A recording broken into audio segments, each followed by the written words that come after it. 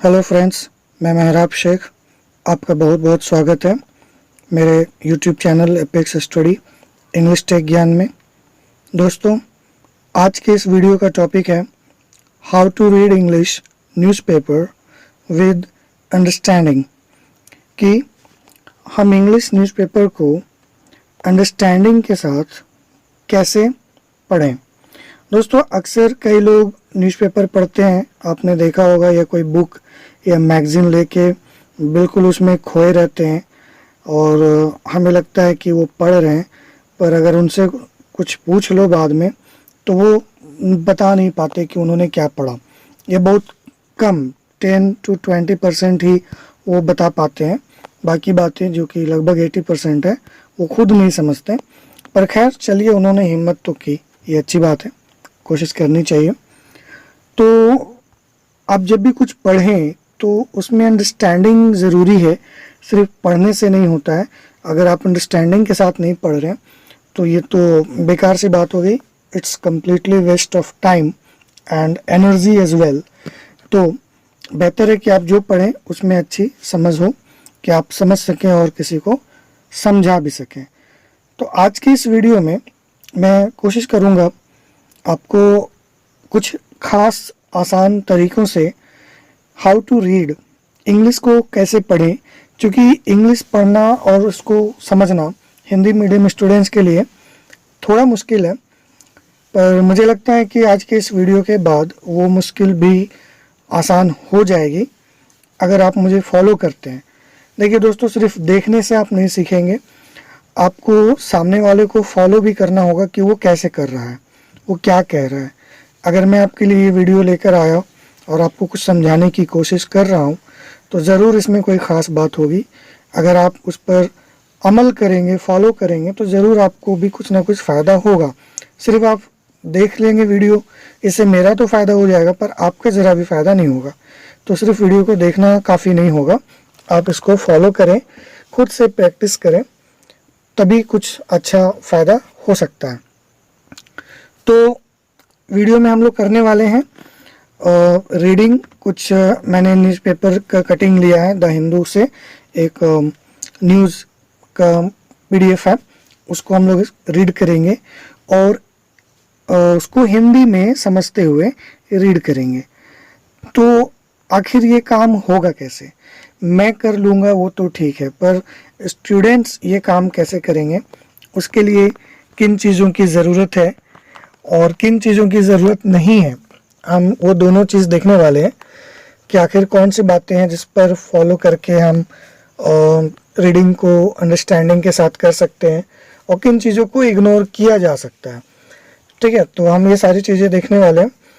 तो वीडियो शुरू करूं इससे पहले आप मेरे इस चैनल को सब्सक्राइब कर लें और लाइक करें और वीडियो को ज़्यादा से ज़्यादा शेयर करें, ताकि ऐसे स्टूडेंट्स तक भी ये वीडियो पहुँचे जिनको रीडिंग और अंडरस्टैंडिंग में प्रॉब्लम होती है। मैं यहाँ रीडिंग का तरीका नहीं बताऊंगा दोस्तों, अंडरस्टैंडिंग का तरीका बताऊंगा कि हम इसको समझेंगे कैसे। तो समझना ज़्यादा ज़रूरी है, पढ़ना तो सबको आता है लेकिन समझ नहीं पाते। तो आज इसी प्रॉब्लम को दूर करने की कोशिश करूँगा। वीडियो थोड़ी लंबी होगी, अगेन पिछली बार की तरह थोड़ा सा पेशेंस रखना होगा। मेरे पास टाइम है तो मैं आपके लिए लंबी वीडियो ला रहा हूँ, आपको भी टाइम देना पड़ेगा। पूरे वीडियो को जब तक आप वॉच नहीं करेंगे तब तक सारी बात आपको समझ में नहीं आएगी, और वीडियो के अंत में मैं आपको कुछ खास बातें भी बताऊंगा, तो आप प्लीज़ वीडियो को पूरा ज़रूर देखेंगे। तो सबसे पहले हम डिस्कस करते हैं कि क्या नहीं चाहिए अंग्रेजी में पढ़ के उसको समझने के लिए। तो जो पहली चीज़ नहीं चाहिए वो है ग्रामर। जी हाँ, आपने बिल्कुल सही सुना। अंडरस्टैंडिंग के लिए, इंग्लिश को हिंदी में समझने के लिए ग्रामर की ज़रूरत नहीं होती है। अब मैं कोई हवा में बात नहीं कर रहा, मैं आपको इसका सबूत देता हूँ।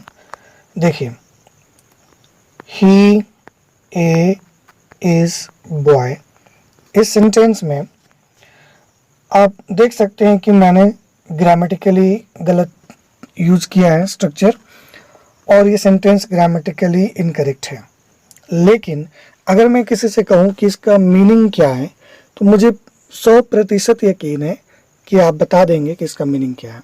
इसका मीनिंग है वह एक है लड़का।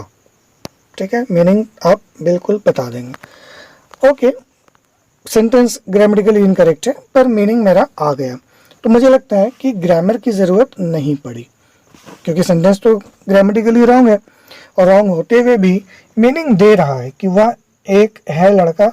तो आप समझ सकते हैं कि वह एक लड़का है, ये कहना चाह रहा है। भले सेंटेंस मेरा ग्रामेटिकली रॉन्ग है, फिर भी आंसर तो मीनिंग तो आ ही गया। तो अब आप ही देखें कि क्या ग्रामर की ज़रूरत हुई। अगर आप यहाँ इज लगा देते हैं और यहाँ ए लगाते हैं तो भी मीनिंग यही होगा कि वह एक लड़का है। तो क्या फ़र्क पड़ा? कुछ नहीं। इसलिए मैंने कहा कि जो पहली चीज़ की ज़रूरत है, एक्चुअली ज़रूरत नहीं है, वो है ग्रामर। तो ग्रामर नहीं आता आपको, अगर आप ग्रामर में ज़ीरो हैं, आपको नाउन प्रोनाउन टेंस की जानकारी नहीं है, आप नहीं पहचान पाते, कोई प्रॉब्लम नहीं, ग्रामर की आवश्यकता नहीं है। आपको कुछ noun pronoun verb adverb adjective पहचानने की ज़रूरत नहीं है, वो एक अलग टॉपिक है। सेंटेंस में ग्रामर के वर्ड्स को चुनना, पहचानना, उससे ग्रामर के रूल को समझना, उसके लिए मैं कभी अलग से वीडियो बनाऊंगा। यहाँ हम वो काम नहीं करने वाले। ओके, अब दूसरी चीज़ जो हमें नहीं चाहिए वो है ट्रांसलेशन। जी हाँ, अगेन आप सही सुन रहे हो, ट्रांसलेशन की ज़रूरत नहीं है। अब आप कहेंगे ये कैसे मुमकिन है? अब तक तो हमने ट्रांसलेशन के ज़रिए ही इंग्लिश को हिंदी से हिंदी में और हिंदी को इंग्लिश में समझा है। आप कह रहे हो ये बिना ट्रांसलेशन के हो जाएगा। जी हाँ, ये बिना ट्रांसलेशन के हो जाएगा। अब देखो ऐसा कैसे हो सकता है। तो अगर आपको ट्रांसलेशन नहीं आता तो भी आप हिंदी कर सकते हैं। ठीक है, फॉर एग्जाम्पल ट्रांसलेशन का स्ट्रक्चर क्या होता है? ये होता है SVO। दुनिया का सबसे छोटा स्ट्रक्चर यही है। किसी भी इंग्लिश सेंटेंस में बेसिकली ये तीन चीज़ें ज़रूर मिलती हैं, सब्जेक्ट, वर्ब एंड ऑब्जेक्ट, और इसी पर इंग्लिश के वाक्य बनते हैं। जैसे आई एम अ बॉय, तो आपने देखा यहाँ पे मैंने इसी स्ट्रक्चर पे सेंटेंस बनाया, मैं हूँ एक लड़का। तो यहाँ पर स्ट्रक्चर का फॉलो हुआ। ठीक है, समझने के लिए कुछ नहीं, ये सेंटेंस बनाने के लिए ठीक है। सब्जेक्ट है, वर्ब है, ऑब्जेक्ट है, ये केवल सेंटेंस को बनाने के लिए है। कहीं ना कहीं ग्रामर यहाँ भी अप्लाई हो रहा है। इसको हिंदी करने के लिए इस चीज़ की हमें ज़रूरत नहीं है, क्योंकि ऑलरेडी मैं इसको नकार चुका हूँ। अगर मैं ए यहाँ भी लगा देता हूँ या यहाँ लगा देता हूँ तो भी मीनिंग मेरा आ रहा था। ठीक है, तो ट्रांसलेशन की कोई ज़रूरत नहीं है। ट्रांसलेशन बल्कि और मुश्किल कर देता है सेंटेंसेस का मीनिंग निकालने के लिए। कैसे? अब देखिए, मैं यहाँ पढ़िए, फिर पहले यहाँ पढ़े मैं, फिर यहाँ पढ़े एक, फिर यहाँ पढ़े लड़का, फिर यहाँ आना पड़ा एम। तो इतना आगे पीछे जो जंप कर रहे हैं, इस जंपिंग से बचना है तो ट्रांसलेशन के फंडा को भूल जाओ। ठीक है, तो मेरे कहने का मतलब है कि ये आगे पीछे करके जो हम हिंदी करने की कोशिश करते हैं, ये नहीं करना है। ओके, बात समझ में आ गई होगी। So you don't need grammar plus translation, आपको इन चीज़ों की ज़रूरत नहीं है। आपने अगर इनके क्लासेस नहीं किए कोई बात नहीं, आप इनके बगैर भी किसी भी वाक्य को, इंग्लिश सेंटेंस को पढ़कर हिंदी समझ सकते हैं। ठीक है, अब है कि किस चीज़ की ज़रूरत पड़ेगी, चलिए वो देख लेते हैं। तो जिस चीज़ की ज़रूरत पड़ेगी वो है वोकैबुलरी। जी हाँ, यही है वो रामबाण उपाय जिससे आपकी इंग्लिश अंडरस्टैंडिंग अच्छी हो जाएगी। अगर आप वोकैबुलरी पर फोकस्ड रहोगे, वोकैबुलरी आपकी अच्छी है, ये आपका प्लस पॉइंट अगर आपके साथ है, तो आप कुछ भी पढ़ के हिंदी उसका समझ सकते हैं। इसके अलावा कुछ नहीं चाहिए। क्लियर? वोकैबुलरी अच्छी होगी तो आपकी रीडिंग अच्छी होगी। क्योंकि अगर किसी पैसेज में मान लीजिए कि 100 में से 90 वर्ड का मीनिंग आपको पता है, तो आप उसका मीनिंग आराम से समझ सकते हैं कि क्या लिखी हुई बातें सब समझ में आ जाएंगी।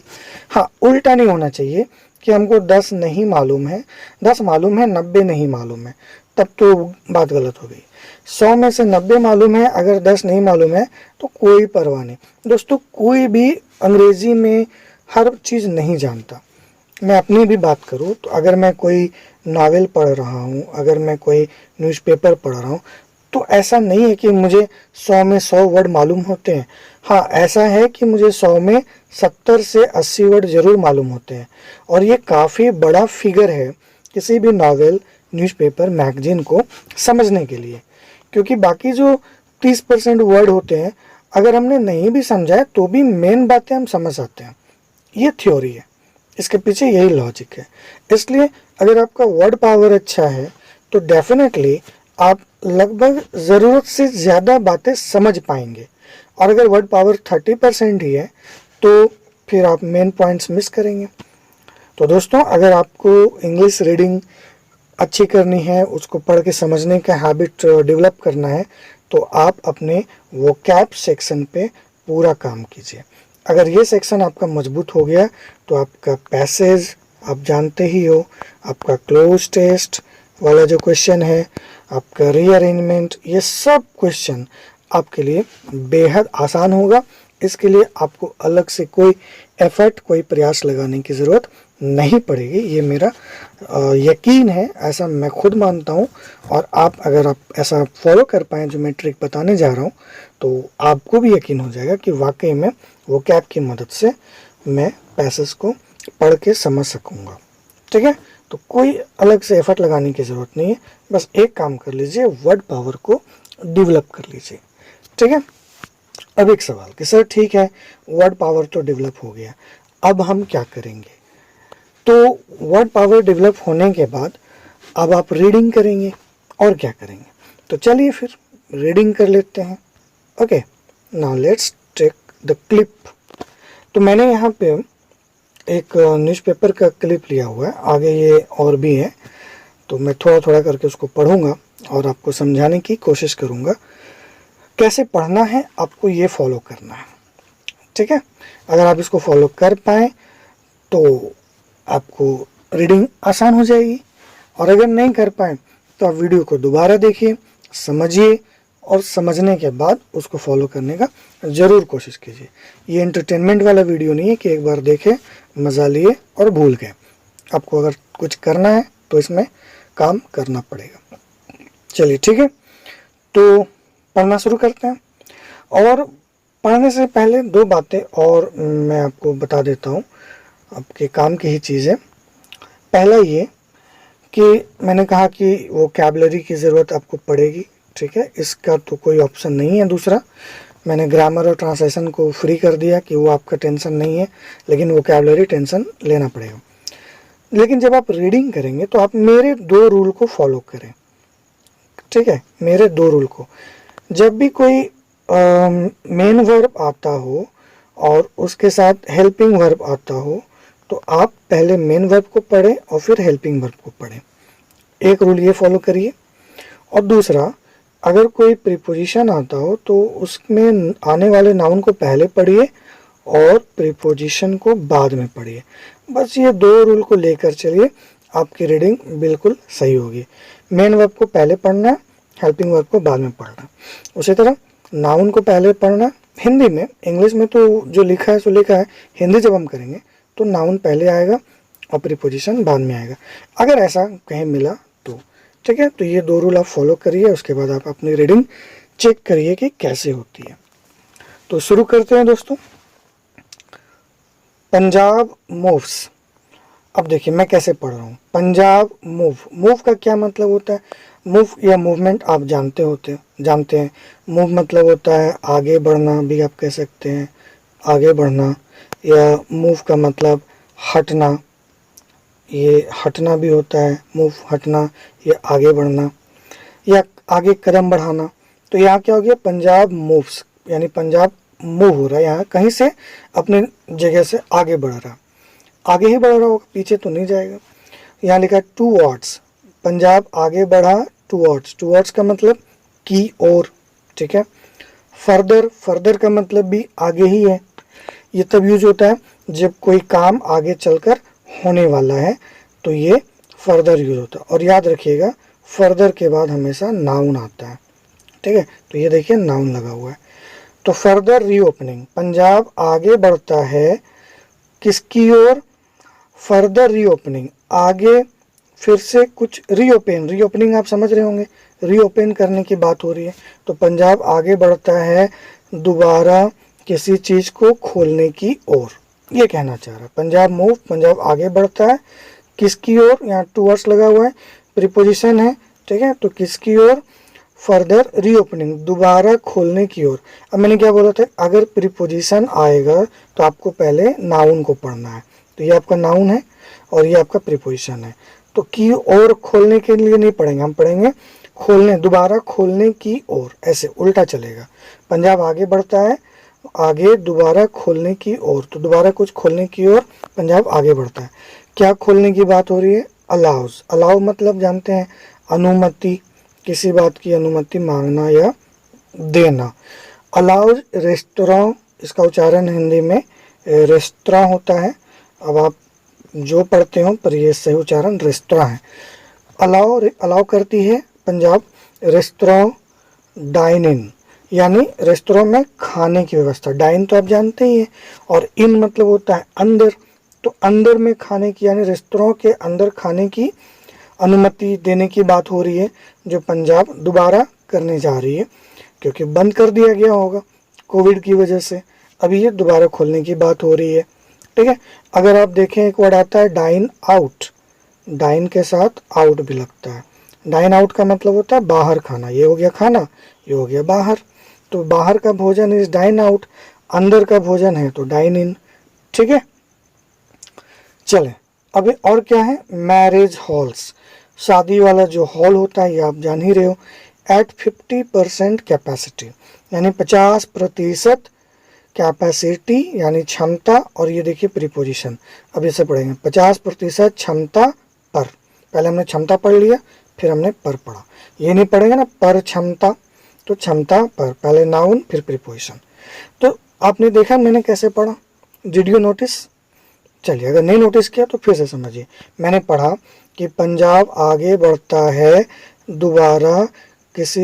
दोबारा खोलने की ओर, अनुमति देता है रेस्तरां में खाना, मैरिज हॉल 50% की क्षमता पर।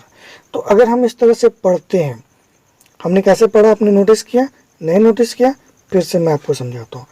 हमने ट्रांसलेशन नहीं किया, ग्रामर की कोई मदद नहीं ली, जैसा लिखा हुआ है बिल्कुल वैसा ही वर्ड टू वर्ड रीडिंग, ये हो गया वर्ड टू वर्ड रीडिंग, कोई अनुवाद नहीं, कोई स्पेशल ग्रामर नहीं। क्लियर? जो लिखा है वही पढ़ना है। बात समझ में आ गई? कुछ आगे पीछे करके नहीं पढ़ना, आगे पीछे बस दो जगह करना था। मैंने बोला था मेन वर्ब और हेल्पिंग वर्ब होगा, तो पहले मेन वर्ब का मीनिंग जाएगा फिर हेल्पिंग वर्ब का, और नाउन प्रीपोजिशन होगा तो पहले नाउन का मीनिंग जाएगा फिर प्रीपोजिशन का। बस इतना सा ख्याल रखना है, बाकी आप बिल्कुल वैसा ही पढ़िए जैसे लिखा हुआ है। तो ये आपको नहीं लग रहा जैसे हम लोग हिंदी में पेपर पढ़ते हैं कि पंजाब दोबारा खोलने की ओर आगे बढ़ रहा है, बिल्कुल हिंदी रीडिंग जैसा ही तो है। तो अंग्रेजी को आपको हिंदी की तरह पढ़ना है। क्या हिंदी में हम ऐसा पढ़ते हैं कि एक बार पढ़ लिया Punjab moves towards further reopening, allows restaurant dine in marriage halls at 50% capacity, और इसके बाद क्या हम सोचने बैठ जाते हैं कि भाई क्या लिखा हुआ है? बिल्कुल नहीं। तो हिंदी में जब हम दोबारा नहीं पढ़ते या नहीं सोचते तो अंग्रेजी में ऐसा क्यों करें? तो अंग्रेजी को भी हिंदी की तरह ही वर्ड वाइज पढ़ते जाइए, और अगर आपको एक बार में नहीं समझ में आया तो दोबारा फिर वर्ड वाइज पढ़ के समझने की कोशिश कीजिए। दोस्तों थोड़ा सा दिमाग तो लगाना पड़ेगा, ठीक है। तो ये है मेरे पढ़ने का तरीका। इसी तरह से अगर आप पढ़ेंगे तो आपको समझ में आ जाएगा सारी बातें। और एक बात, अच्छा चलिए मैं वो बात आपको एंड में बताऊंगा। द पंजाब गवर्नमेंट, आप जानते हैं ना पंजाब में द लगता है, वैसे किसी राज्य में या जगह या कंट्री के नाम के पहले नहीं लगता है, लेकिन अगर कुछ कोई खास ऐसा नाम है जिसका कोई मीनिंग मतलब है तो उसके पीछे द जरूर लगता है, तो इसलिए द पंजाब लिखा। पंजाब सरकार मंगलवार को आगे बढ़ी टूवर्ड्स की ओर फर्दर रीओपनिंग, फिर वही चीज़ लिख रहा है कि पंजाब सरकार मंगलवार को आगे की रीओपनिंग के लिए आगे बढ़ी, यानी कोई कदम उठाया। रीओपनिंग किसका? Of the economy. हम फिर देखिए प्रीपोजिशन आया, नाउन आया, पहले हम नाउन पढ़ेंगे। अर्थव्यवस्था की, किस चीज़ की रीओपनिंग की बात हो रही है? अर्थव्यवस्था की रीओपनिंग। तो पंजाब गवर्नमेंट आगे बढ़ती है वो फिर से अर्थव्यवस्था को रीओपन करने के लिए, क्योंकि आप जानते हैं लॉकडाउन की वजह से अर्थव्यवस्था भी रुकी पड़ी है, तो इसको रीओपन की ज़रूरत है। तो ये कैसे होगी? अलाउइंग होटल्स, तो अलाउ करते हुए, अलाउइंग यहाँ पे जिरेंड होता है ना, जिसका मीनिंग क्या होता है आईएनजी का, इसमें रहा वाला सेंस नहीं होता, बल्कि वो जैसे पढ़ते हुए खाते हुए। तो अलाउइंग होटल्स, होटल्स को अलाउ करते हुए, रेस्टोरों को और मैरिज हॉल को। तो किस किस को अलाउ कर रहे हैं? होटल, रेस्टोरेंट और marriage hall to operate 50% capacity, चलाने के लिए 50% क्षमता पर। ठीक है, कि आप जो भी होटल रेस्टोरेंट हैं वो 50% कैपेसिटी के साथ होटल को चलाएं। मतलब अगर किसी होटल की कैपेसिटी 100 गेस्ट की है या मैरिज हॉल की कैपेसिटी, तो आप 50 में उसको काम करें, कि 50 का ही अरेंजमेंट करें, ना कि फुल 100% का। क्लियर? तो बस यही तो कहना चाह रहा है। आगे क्या लिखता है? With strict adherence. स्ट्रिक्ट तो आप जान ही रहे हैं, साथ भी आप जान रहे विद का मतलब, तो के साथ स्ट्रिक्ट एडहेरेंस। एडहेरेंस मतलब क्या होता है? ये एडहेयर से बना है, ADHERE। वैसे इसमें HER is the root word, इसका मतलब होता है चिपकना, किसी चीज से जुड़े रहना। तो चिपके हुए, स्ट्रिक्ट, ठीक है। तो किस चीज से? Social distancing norms. Social distancing आप लोग जान ही रहे हैं, नॉर्म्स मतलब रूल, एंड अदर दूसरे स्वास्थ्य प्रोटोकॉल। प्रोटोकॉल भी नॉर्म्स को ही कहते हैं, रूल्स रेगुलेशन। तो किस तरह का अलाउ दिया जा रहा? सरकार अलाउ कर रही है कि 50% कैपेसिटी होनी चाहिए, और साथ ही साथ स्ट्रिक्ट एडहेरेंस, कि आपको पूरी तरह से स्ट्रिक्टली किसी चीज़ से जुड़े रहना है। किस चीज़ से जुड़े रहना है? स्ट्रिक्ट टू सोशल डिस्टेंसिंग, कि सोशल डिस्टेंसिंग को मेंटेन करते हुए, सोशल डिस्टेंसिंग नॉर्म्स को मेंटेन करते हुए आप 50% कैपेसिटी के साथ होटल्स, रेस्टोरेंट वगैरह खोल सकते हैं। और दूसरे हेल्थ प्रोटोकॉल जो हैं, जैसे सैनिटाइजेशन वगैरह यूज़ करना, मास्क लगाना, तो ये सारी चीज़ों को फॉलो करते हुए गवर्नमेंट जो है, पंजाब की गवर्नमेंट, वो अलाउ कर रही है अपनी इकोनॉमी को फिर से रीओपन करने की, बाय होटल एंड रेस्टोरेंट को ओपन करते हुए, या उसको दोबारा खोलने की अनुमति देते हुए। तो दोस्तों इसी तरह से ये रीडिंग होती है, इसका और कोई फंडा नहीं है। अगर आपने वोकैबुलरी का हेल्प लिया है तो आप ये काम आसानी से कर सकते हैं। चलिए आगे बढ़ते हैं अगले पैराग्राफ की ओर। इसको भी मैं वैसा ही पढ़ने वाला हूँ, ठीक है। अकॉर्डिंग टू, तो अकॉर्डिंग टू का मीनिंग तो आप जानते ही हैं। अकॉर्डिंग टू क्या मीनिंग होता है? अकॉर्डिंग टू का के अनुसार, ओके ठीक है, जो लिखा हुआ है। फ्रेश गाइडलाइंस, ताज़ा तरीन, फ्रेश मतलब ताज़ा तरीन, गाइडलाइन मतलब दिशा निर्देश। इश्यूड, इश्यू किया गया, हेयर यहाँ। तो यहाँ मीनिंग क्या निकल गया? कि जो फ्रेश गाइडलाइन इश्यू किए गए हैं उसके अनुसार। अब किसने इश्यू किया होगा भाई? जाहिर सी बात है, हम पंजाब गवर्नमेंट की बात कर रहे हैं, तो उसी ने किया होगा। रेस्टोरेंट्स, जो रेस्टोरेंट है इन द स्टेट, अब देखिए मैंने बताया था राज्य, इसको नाउन को पहले पढ़ेंगे। राज्य में आर हैं नाउ अब अलाउड, अब अलाउड है यानी उनकी अनुमति है। डाइन इन फैसिलिटी, की खाने पीने की व्यवस्था, यस जो फैसिलिटी है। टिल 8 PM, 8 बजे तक रात में। 50% ऑक्यूपेंसी, कि 50% ऑक्यूपेंसी। ऑक्यूपेंसी मतलब क्या होता है? जहां आप इतने लोगों को एक जगह रख सकते हैं, ऑक्यूपाई कर सकते हैं, एकोमोडेट कर सकते हैं। तो इस ऑक्यूपेंसी या क्षमता के साथ। और 50 गेस्ट या 50 गेस्ट हों, विच एवर इज लेस, जो भी कम हो, या तो 50% ऑक्यूपेंसी हो या 50 ही गेस्ट हो, इसमें से जो भी हो या इससे कम भी हो तो चलेगा। तो गाइडलाइन के अनुसार रेस्टोरेंट जो राज्य के हैं उनको अलाउ किया गया है कि आप 8 बजे तक डाइनिंग फैसिलिटी दे सकते हैं, उसमें भी 50% गेस्ट से ज़्यादा नहीं होना चाहिए। क्लियर है? कीपिंग, रखते हुए। इन व्यू, देखिए फिर प्रीपोजिशन और नाउन आ रहा है, तो पहले व्यू पढ़ लेंगे कि नज़र में, इन व्यू नज़र में, तो क्या नज़र में रखते हुए?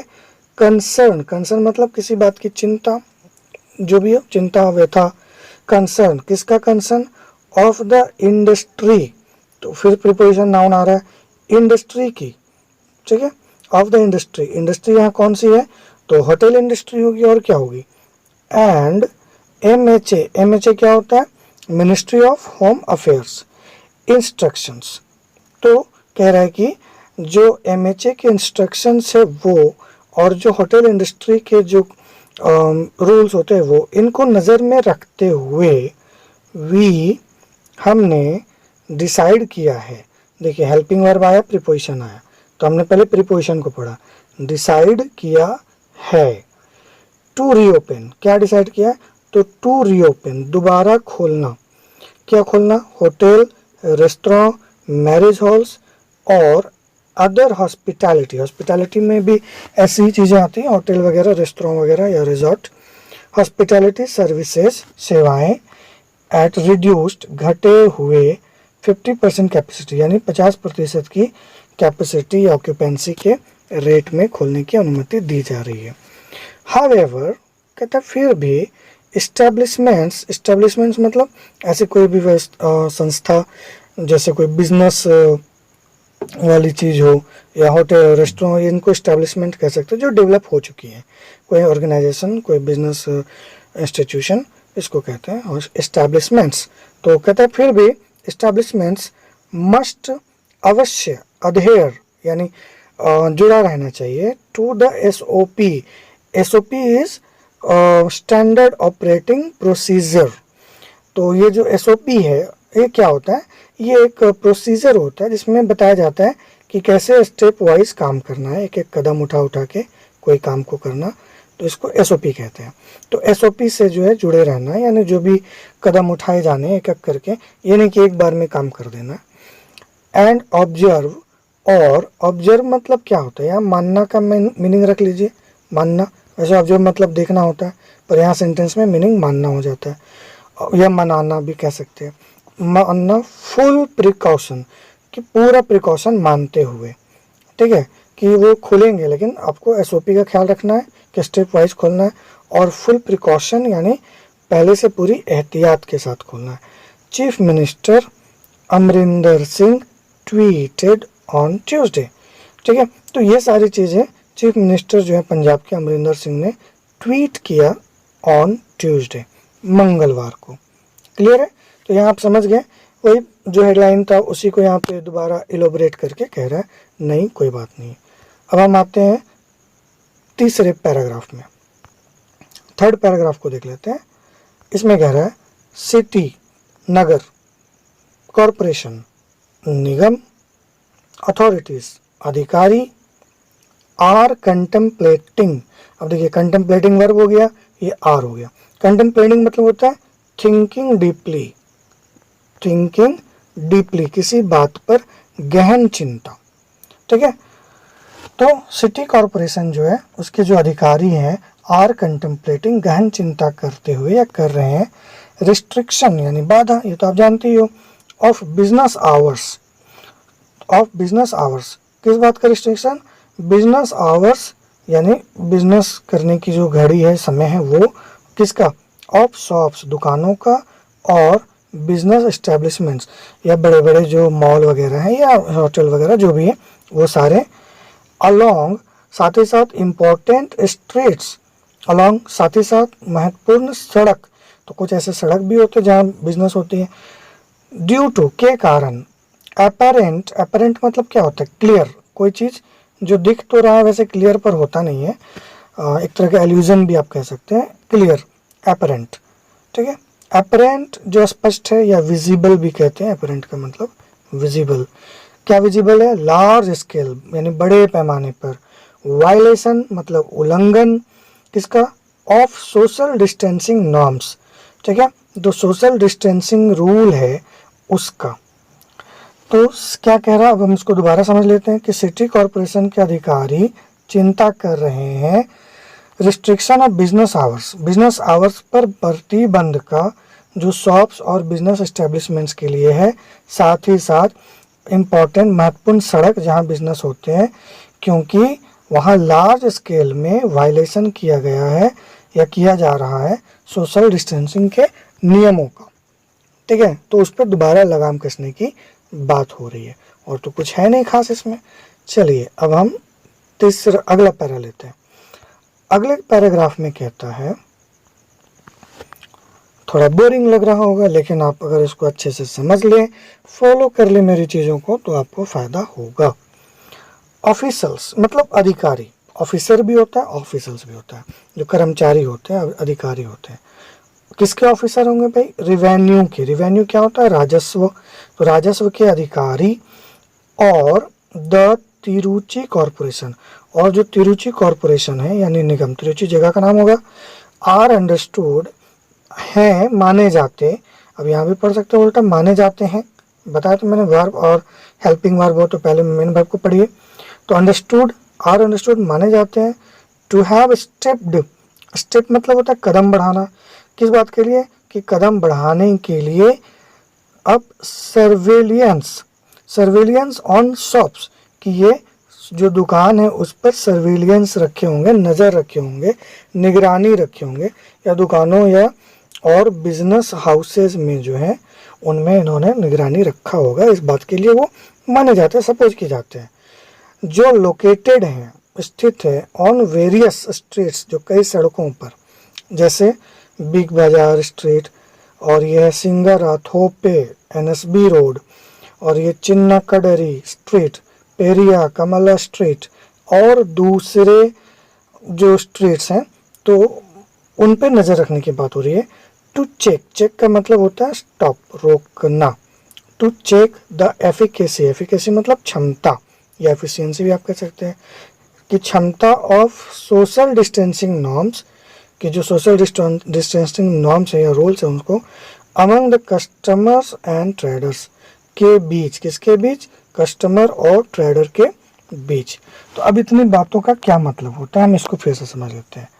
तो सिंपल सी बात कह रहा है कि जो रिवेन्यू ऑफिसर्स हैं तिरुचि कॉरपोरेशन के, उन्होंने कदम बढ़ाए हैं सर्विलियंस, या उनको बढ़ाना है ऐसा माना गया है, या माना जाता है कि उनकी जिम्मेदारी है कि वो नज़र रखेंगे शॉप्स पर, बिजनेस हाउसेस पर, जो कई सड़कों पर चल रहे हैं, जैसे बिग बाजार या सिंगारा थोप, जो भी दिया हुआ जगह। और दूसरे किस लिए? ताकि उनको रोका जा सके, क्षमता, efficacy of social distancing norms, कि सोशल डिस्टेंसिंग नॉर्म्स के एफिकेसी पर उस रोक लगाया जाए, कि लोग इसको फॉलो करें कस्टमर्स एंड ट्रेडर्स के बीच में, व्यापारी और जो ग्राहक हैं उनके बीच सोशल डिस्टेंसिंग का जो रूल है वो फॉलो हो, वो अच्छे तरह से, एफिकेसी मतलब कारगर भी कह सकते हैं, कारगर हो इस बारे में। तो ये देखने का काम ऑफिसर्स ऑफ रिवेन्यू का है। ठीक है, इतनी सी बात क्लियर हो गई। अब हम आते हैं अगले पैराग्राफ की ओर। अगले पैराग्राफ में जो बात हो रही है वो है, उन्होंने नोट किया कि यद्यपि जो परसेंटेज है ऑफ अवेयरनेस, जानकारी की, वियरिंग, किस बारे में? On wearing face mask, face mask को पहनने का, हैड गॉन अप, वो खत्म हो गया, गॉन अप चला गया। मेनी कस्टमर्स, कई जो उपभोक्ता हैं या ग्राहक हैं, एंड और अ सेक्शन ऑफ ट्रेडर्स, और एक तबका, एक ग्रुप जो है व्यापारियों का, कंटिन्यूड, वो लगातार वायलेट करते रहे द सोशल डिस्टेंसिंग नॉर्म्स, किसका? जो सोशल डिस्टेंसिंग रूल्स हैं उसका। ठीक है, ऐसा नोट किया गया, सरकार ने नोट किया होगा। देयर बाय मतलब होता है बाय दैट मीन्स, यानी उसी वजह से या उसके कारण, by that means, thereby इस वजह से, गिविंग रूम, रूम मतलब यहाँ क्या होगा? जगह, इस वजह से रूम दिया जा रहा है, किस बारे में? फॉर द स्प्रेड, फैलाव, किसका फैलाव? ऑफ द कोविड-19, कोविड-19 के स्प्रेड के लिए जगह दी जा रही है, कोविड-19 वायरस के स्प्रेड के लिए जगह दी जा रही है। ठीक है, आगे हम फिर मिला लेंगे। इट हैज़ बीन फाउंड, ऐसा पाया गया कि अनमाइंडफुल, अनमाइंडफुल मतलब जहाँ आप लापरवाह हो जाते हो, माइंड नहीं करते हो, you are not mindful, unmindful, किस बारे में? ऑफ द कॉन्सिक्वेंसेस, जो नतीजे हैं उसके बारे में। तो लोग जो कोविड-19 के नतीजे हैं उसके बारे में अनमाइंडफुल हो चुके हैं। और अ सेक्शन ऑफ ट्रेडर्स, और ग्रुप एक जो है व्यापारियों का, टू फेल्ड, वो फेल भी हो गए हैं टू इम्पोज, लागू करने में या थोपने में, द सोशल डिस्टेंसिंग कंडीशन, जो सोशल डिस्टेंसिंग शर्तें हैं उनको, जब वाइल ट्रांजैक्टिंग बिजनेस, जब वो बिजनेस ट्रांजैक्ट कर रहे हों। ठीक है, तो ये क्या कह रहा है कि नोटिस किया गया कि जो परसेंटेज ऑफ अवेयरनेस है, यानी जानकारी जो लोगों में मास्क पहनने की, वो ख़त्म हो गई है और कई कस्टमर और जो ट्रेडर्स हैं वो लगातार वायलेट कर रहे हैं सोशल डिस्टेंसिंग के नियमों को, और इस तरह से जो कोविड-19 का वायरस है उसको फैलने के लिए जगह दी जा रही है। और ये पाया गया है कि लोग नतीजों से अनभिज्ञ हैं या ध्यान नहीं दे रहे हैं। और उसमें कौन कौन शामिल है? ट्रेडर्स जो हैं वो, और वो अपने यहाँ जब बिजनेस करते हैं तो जो कस्टमर है उसके साथ सोशल डिस्टेंसिंग का कोई ख्याल नहीं रखते हैं, बल्कि धड़ल्ले से व्यापार कर रहे हैं। ठीक है, क्लियर हो गया। आते हैं नेक्स्ट पैरा में। तो नेक्स्ट पैरा में लिखता है, हाउएवर, फिर भी, इट वुड ऑल डिपेंड, कि ये पूरा डिपेंड करता है upon the ground situation, ground situation पर। ठीक है, ये सारी बातें ग्राउंड सिचुएशन पर डिपेंड करती है। एंड कोऑपरेशन, और सहयोग ऑफ ट्रेडर्स, व्यापारियों का सहयोग पर। ये अकेले सरकार से नहीं होगा, इसमें ग्राउंड लेवल पर काम देखना पड़ेगा। हैंस, इस प्रकार ट्रेडर्स और कस्टमर्स को चाहिए समझना सिचुएशन को और एक्सटेंड, और उनको फैलाना चाहिए, आगे बढ़ना चाहिए फुल कोऑपरेशन, पूरे सहयोग के लिए, टू द ऑफिसल्स, जो है कर्मचारी हैं उनके सहयोग के लिए, इन कंटेनिंग, किस बारे में सहयोग? कंटेन करना मतलब यहाँ पे हो गया होल्ड करना, किसी चीज़ को रोकना। कंटेनिंग, क्या होल्ड करना है? Spread of the virus, virus के फैलाने को या फैलाव को होल्ड करने की बात हो रही है। द ऑफिशियल ने कहा, ऑब्जर्विंग दैट, कि ये देखते हुए कि कुछ लोग जो कोविड-19 क्लस्टर्स हैं, यानी ऐसे ग्रुप जिनमें कोविड-19 फैल चुका है, क्लस्टर मतलब ग्रुप, क्लियर, हैड इमर्ज्ड, वो उभर गए हैं, इन द सिटी, यानी कोविड-19 के जो पेशेंट हैं इनका एक ग्रुप उभरा है, या लोगों में ये बीमारी फैली है, और कदम बीइंग टेकन, लिए जा रहे हैं या लिए जा रहे थे, टू मिनिमाइज, कम करने में, द केसेस को। ठीक है, इसको हम दोबारा पढ़ के देखते हैं कि ये सारी बातें डिपेंड करती हैं ग्राउंड सिचुएशन पर और कॉपरेशन ऑफ ट्रेडर्स के कॉपरेशन पे, क्योंकि अकेले गवर्नमेंट से होगा नहीं, तो इसमें ग्राउंड लेवल पे काम करना होगा। और इस प्रकार ट्रेडर्स और कस्टमर्स को समझना चाहिए सिचुएशन को, और उनको पूरा सहयोग देना चाहिए ऑफिसर्स या कर्मचारियों को, ताकि जो कोरोना वायरस का जो स्प्रेड है, उसका जो संक्रमण है, फैलना है, उसको कंटेन या रोका जा सके। और ऑफिसर्स ने बताया कि ऑब्जर्व करते हुए कि कुछ कोविड-19 का ग्रुप जो है वो इमर्ज हुआ है और उस शहर में, और उसके लिए जो है कुछ केस मिनिमाइज करने के लिए कदम उठाए गए हैं। क्लियर? चलिए, तो आप आई होप कि फॉलो कर रहे होंगे कि मैं कैसे पढ़ रहा हूँ। और ये लास्ट है। मीनवाइल, शायद लास्ट ना हो क्योंकि इसके बाद भी है। ओके, आगे कह रहा है मीनवाइल मतलब in the mean time, in the mean time, या उसी समय। ठीक है, उसी समय, the time restriction imposed by the Karur district. Okay, कहता है उसी समय, द टाइम यानी समय, रिस्ट्रिक्शन यानी बाधा, आप जान रहे हो, इम्पोज किया गया, लगाया गया, थोपा गया करूर डिस्ट्रिक्ट एडमिनिस्ट्रेशन के द्वारा, कि किस पर? बिजनेस आवर्स ऑफ शॉप्स का जो बिजनेस आवर्स है कि जिस समय वो शॉप चलते हैं, उस पर रिस्ट्रिक्शन लगाया गया करूर डिस्ट्रिक्ट के प्रशासन के द्वारा। और बिजनेस एस्टेब्लिशमेंट्स, और जो दूसरे बिजनेस, बड़े बिजनेस हैं, डेवलप्ड हैं, उनके ऊपर, और वो गॉट ऑपरेशनल, और वो ऑपरेशनल हो गए फ्रॉम संडे। ठीक है, संडे से जो है ऑपरेशनल यानी काम पर लग गए, वो जो रिस्ट्रिक्शन लगाए गए वो चालू हो गए। एज पर द ऑर्डर के अनुसार, ट्रेडर्स जो व्यापारी हैं, इंक्लूडिंग, जिसमें शामिल हैं टेक्सटाइल यानी कपड़े का व्यापारी, एंड ग्रॉसरी, सब्जी वगैरह के व्यापारी, या दूसरे जो राशन वासन वाले, ये जो व्यापारी हैं merchants in the Karur municipal, Karur नगर पालिका में, लिमिट शुड क्लोज, तो उनको लिमिट किया गया कि उनको क्लोज कर देना चाहिए देयर शॉप्स एट 2 PM। ठीक है, तो इसी बीच जहां इतने पहल किए जा रहे हैं, करूर डिस्ट्रिक्ट में प्रशासन ने दुकानों के ऊपर रिस्ट्रिक्शन लगाया है, यहाँ पे लिखा हुआ रिस्ट्रिक्शन लगाया है, और बड़े बड़े दुकानों पर भी कि उनको जो है 2 बजे तक दुकानें बंद कर देनी चाहिए। अब उसमें टेक्सटाइल, ग्रोसरी ये सारे शामिल है। ठीक है, और ये संडे से ही ऑपरेशन में है, यानी काम पर है। क्लियर। और ये अब आपका आखिरी पैराग्राफ है जो न्यूज़ का लास्ट सेक्शन है। डिस्ट्रिक्ट एडमिनिस्ट्रेशन यानी जिला प्रशासन, ठीक है, हैज़ रिसॉर्टेड, रिसॉर्ट का मतलब होता है आपके पास कोई ऑप्शन नहीं है और आपने ये काम तय कर लिया कि आपको ये करना है, तो रिसॉर्ट कहते हैं। हैज़ रिसॉर्टेड, रिसॉर्ट किया है यानी तय किया है, to this measure, this measure मतलब ये जो कदम उठाया गया कि 2 बजे तक बंद कर देना है, उसी की बात हो रही है।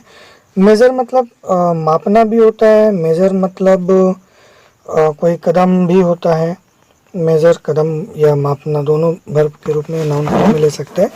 Major following failure of a section, measure following the failure of a section of traders कह रहा है। फिर से देख लेते हैं। डिस्ट्रिक्ट एडमिनिस्ट्रेशन यानी जिला प्रशासन ने तय किया है ये मेजर, ये जो कदम उठाया है कि 2 बजे बंद कर देना है, ये इस बात को फॉलो करते हुए की बात कर, the failure of A section traders, कि जो एक ग्रुप है व्यापारियों का, अब वो चाहे जो भी हो, वो फेल हुए और कस्टमर्स, ठीक है, व्यापारी और कस्टमर दोनों फेल हो गए कि वो कोविड-19 के जो नॉर्म्स है उनको पालन नहीं कर रहे थे। तो और adhere to the social distancing, जो मैंने अभी कहा कि जो सोशल डिस्टेंसिंग के नॉर्म्स हैं, इनको कुछ ग्रुप के व्यापारी और कस्टमर इसको फॉलो नहीं कर रहे थे, इससे जुड़े हुए नहीं थे, और and rise in the number of cases, और इस वजह से जो केसेस हैं कोविड-19 के उनको राइज किया गया या उनमें राइज मिला। तो ये चीज़ को देखते हुए ऐसा कदम सरकार ने या पंजाब सरकार ने, सॉरी वो क्या था, त्रिचूर या जो भी है, उस सरकार ने उठाया। ठीक है, तो इसको फिर से देख लेते हैं कि डिस्ट्रिक्ट प्रशासन जो है उसने ऐसा जो कदम लिया, मेजर यानी कदम उठाया, इस बात को देखते हुए कि व्यापारी और कस्टमर नाकाम हो गए, उन्होंने ध्यान नहीं दिया, उल्लंघन किया सोशल डिस्टेंसिंग के नॉर्म्स को, और इस तरह से राइज हो गया नंबर ऑफ केसेस में। ठीक है, तो आई होप आपको मेरी बात समझ में आ गई होगी। वीडियो डेफिनेटली लंबा हुआ होगा, मुझे नहीं पता अभी कितने मिनट का बना। अब जो लास्ट बात मैं कह रहा हूँ वो ये है कि देखिए, एग्ज़ाम में चाहे आप पैसेज बनाने के लिए जाओ या आप क्लोज टेस्ट बनाने के लिए जाओ, ये सारी चीज़ें, ये जो एग्ज़ाम लिया जाता है वो ये नहीं देख रहा है कि आप बहुत ही बड़े ज्ञानी हो, आप बहुत अंग्रेज़ी जानते हो, उसको बस इतना है कि आप थोड़ा बहुत भी अंग्रेज़ी जानते हो तो ये उसके लिए काफ़ी है। तो वो केवल चेक करना चाहता है कि अगर आप एक ग्रेजुएट हो तो आपकी इंग्लिश अंडरस्टैंडिंग अच्छी हो, और अंडरस्टैंडिंग का ताल्लुक ग्रामर या ट्रांसलेशन से बिल्कुल नहीं है। आप डायरेक्ट वर्ड से भी काम कर सकते हैं, जिसका एग्जांपल मैंने आपको दिया। ठीक है, जैसे अभी मैंने पढ़ा, डायरेक्ट भी आप पढ़ सकते हैं, आपको ज़रूरी नहीं कि आप एक एक वर्ड, मैंने एक एक वर्ड पढ़ा ना, आप इसको डायरेक्ट भी पढ़ सकते हैं। जैसे कि जिला प्रशासन तय किया इस तरह का कदम फॉलो करते हुए फेलियर ट्रेडर्स का, कस्टमर्स का, social distancing norms, rise in number of cases. ज़रूरी नहीं कि आप एक एक वर्ड पढ़िए, आप मेन पॉइंट को भी पढ़ के जा सकते हैं। ठीक है, तो किसी दिन अगर आपको ये वीडियो अच्छा लगे और आप कमेंट करें तो मैं आपको डायरेक्ट मेन वर्ड के थ्रू भी बता सकता हूँ। चीज़ वही होगी, उस वक्त क्या होगा कि मैं हैज को छोड़ दूंगा, ये टू दिस छोड़ दूंगा, एंड छोड़ दूंगा, डायरेक्ट वर्ड पढ़ के भी बता सकता हूँ।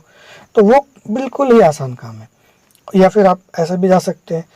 मतलब कहने का ये है, moral of the story is कि आपको एकदम एक एक शब्द पढ़ने की ज़रूरत नहीं है, आपको सिर्फ इस बात का थीम समझना है कि इसमें लिखा क्या है। अब अगर आप एक लाइन में समझ जाते हैं तो आपका काम ख़त्म। जैसे आप समझ गए कि प्रशासन ने ऐसा कदम इसलिए उठाया कि ट्रेडर्स फेल हो गए, व्यापारी फेल हो गए, कस्टमर फेल हो गए सोशल डिस्टेंसिंग नॉर्म्स को निभाने में, और इस वजह से केसेस बढ़ गए।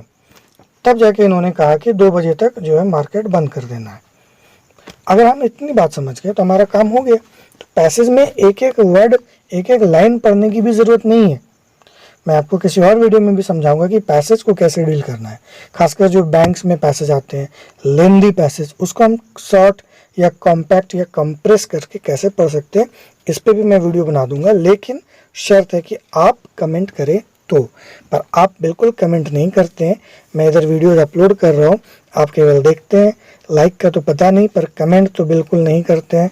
पता नहीं आपको वीडियोस पसंद है नहीं पसंद है, कुछ तो बताओ, हाँ तो भी कहो, ना तो भी पता चले हमें, तो हमें थोड़ी संतुष्टि होगी, भाई चलो ठीक है, इस पे काम करना है या इस पे काम नहीं करना है। तो अपनी राय आप ज़रूर दें। तो दोस्तों, आज का ये वीडियो आपको कैसा लगा ये आप ज़रूर बताइए, और अगर कुछ और इम्प्रूवमेंट चाहते हैं तो उस पर भी कमेंट कीजिए। साथ ही साथ वीडियो को लाइक कीजिए, शेयर कीजिए, और इसको दोबारा देखिए, 2 बार 3 बार देखिए और अप्लाई कीजिए इस रूल को समझने की। और इस पर अगर आप काम नहीं करेंगे तो मुझे नहीं लगता कि आपको कोई अंग्रेज़ी पढ़ के समझा सकता है इस तरह से। आप फिर कुछ भी कर लें, नहीं होगा। तो आप वोकैबलरी पे काम करें, बिना वोकैबलरी के ये चीज़ असंभव है। आपने देखा, वोकैबलरी की ज़रूरत हुई। बहुत नहीं, 4-5 वर्ड भी अगर हम नया देख रहे हैं तो भी वो तो चाहिए ही चाहिए, ताकि हम मेन चीज़ समझ सकें। तो दोस्तों, आज के लिए बस इतना ही। मिलते हैं अगले वीडियो में। Thank you.